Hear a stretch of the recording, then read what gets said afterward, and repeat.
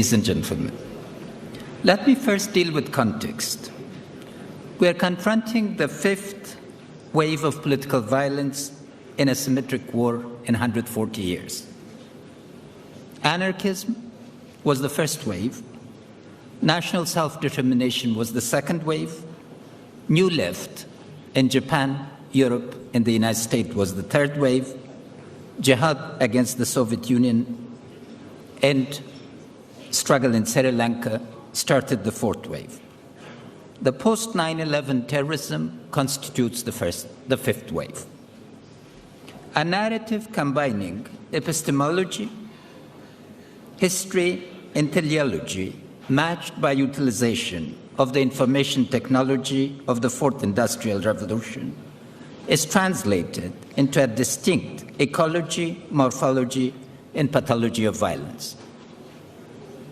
Our knowledge and response are both fragmented, as we are struggling between naming the phenomena, knowing it, and having an action plan on the basis of an aligned strategy to disrupt, overcome, and destroy the fifth wave of terrorism. Symptoms are often addressed, causes are rarely confronted.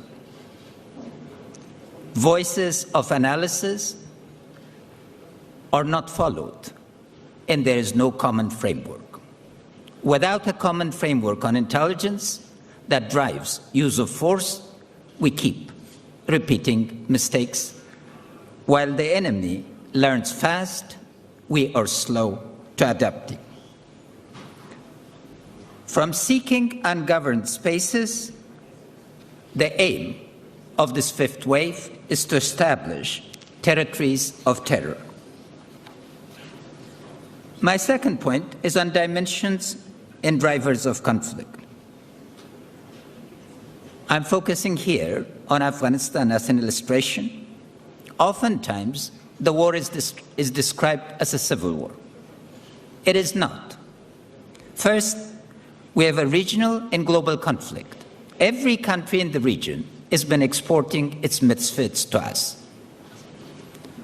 China, Russia, the Stans, particularly Pakistan and others. Second is Daesh.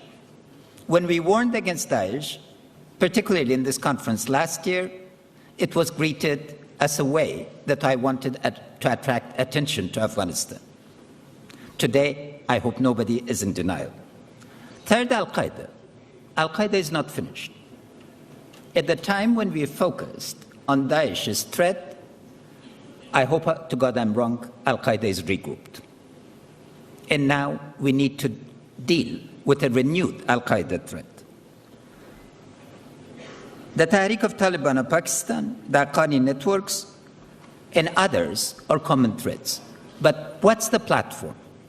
The criminal economy provides the common platform for all these movements. Narcotics and refugees, smuggling are part of the same network. And unless we focus on the soft belly of globalization, which is the $1.7 trillion of criminal economy, we will be addressing only part of the problem, not all of it. There's the additional problem. State sponsorship of malign non-state actors continues. Worse, some states behave like non-state actors, and this is, of course, driven by the failure to agree and act on rules of the game. All of this combines to have a displacement effect. When we address the problem in one part, it results in displacement of the phenomena in the other. And what, from an Afghan and regional perspective, particularly needs attention, action in Syria and Iraq against Daesh is likely to displace it, geographically and spatially. So we need to define the boundaries of this ecology carefully, otherwise we will be missing a significant part of the solution. Ambassador Schinger described 2016 as bleak. From an Afghan perspective, I'd like to describe it as one of cautious optimism. I think everybody in a bleak forecast needs a ray of hope. An aligned strategy requires simultaneously, preferably coordinated action at 5 levels: global, Islamic, regional, national, and subnational. So why the good news? First, I'd like to express gratitude to President Obama, Chancellor Merkel, Prime Minister Cameron, Prime Minister Renzi, leaders of 40 countries that have agreed to renew the resolute support mission in support of Afghanistan. NATO, ladies and gentlemen, is fully alive and willing to act responsibly. I'd like to extend a very big thank you to NATO, to its Secretary General, and to the entire organization. Second, regional support. We've worked very actively with China, with Central Asian states, Azerbaijan, Turkmenistan in particular, India, Iran, Russia, and Turkey, through bilateral and multilateral mechanisms. We're in the process of creating an emerging consensus that a stable Afghanistan that can tackle the actors and drivers of instability is in everybody's benefit. This requires continuous work.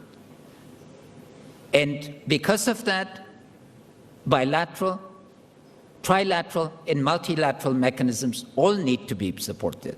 But key to this is the country that wants this has to take ownership of the process and not just wait that others act on goodwill. On the Islamic dimension, the Mecca Declaration against terrorism is a very, very significant development. For the first time, Muslim scholars are confronting the problem, naming it, and simultaneously exposing the fundamental weaknesses of governance. I hope that this declaration is matched with coherent action and coordination.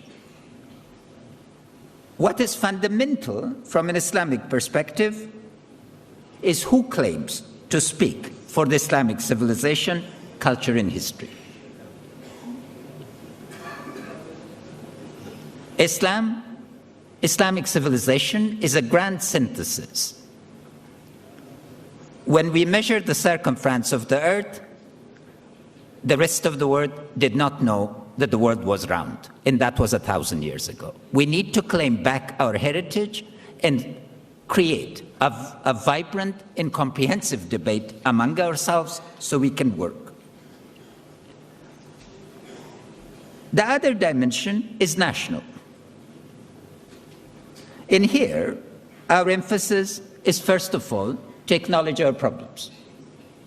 The fourth, a country that has inherited the mantle of being, the dishonor of being, among the 10th most corrupt countries, does not have the right to speak for itself unless it addresses its fundamental corruption. A country that has 41% of its people living below poverty must bear the shame. A country that cannot empower its women, youth, and the poor must bear responsibility for addressing the fundamentals.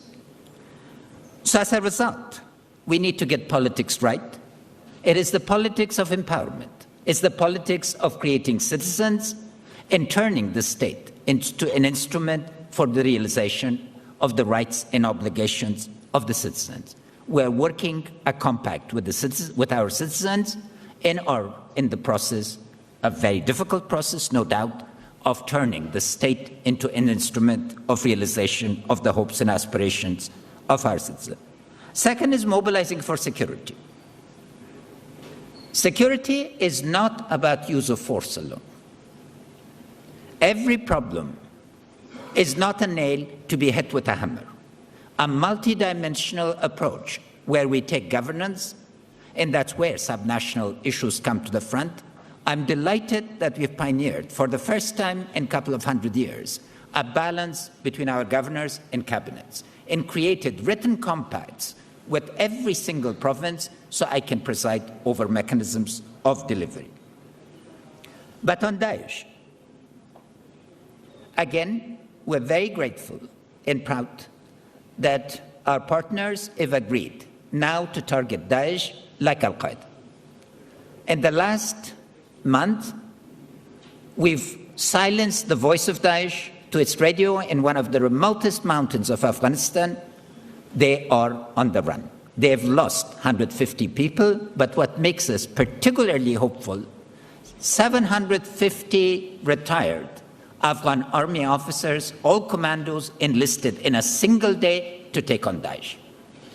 Their atrocities, if brought back, a reversal at the level of narrative that now is resulted in significant mobilization in eastern Afghanistan, and that's the key.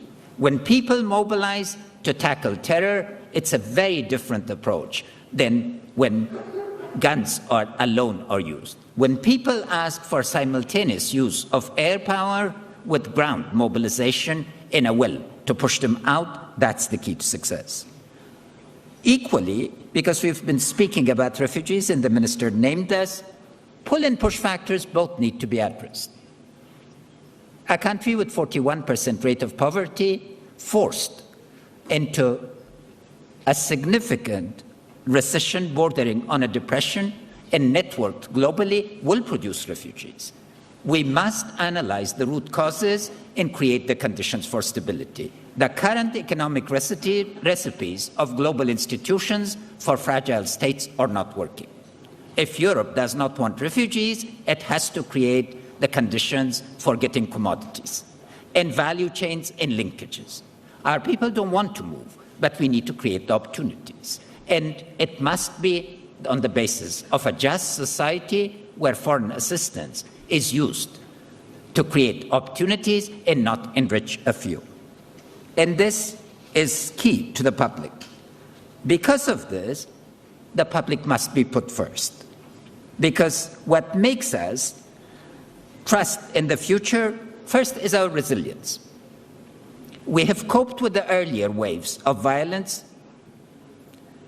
Our resilience, historic resilience, gives us the confidence that we will overcome the fifth wave.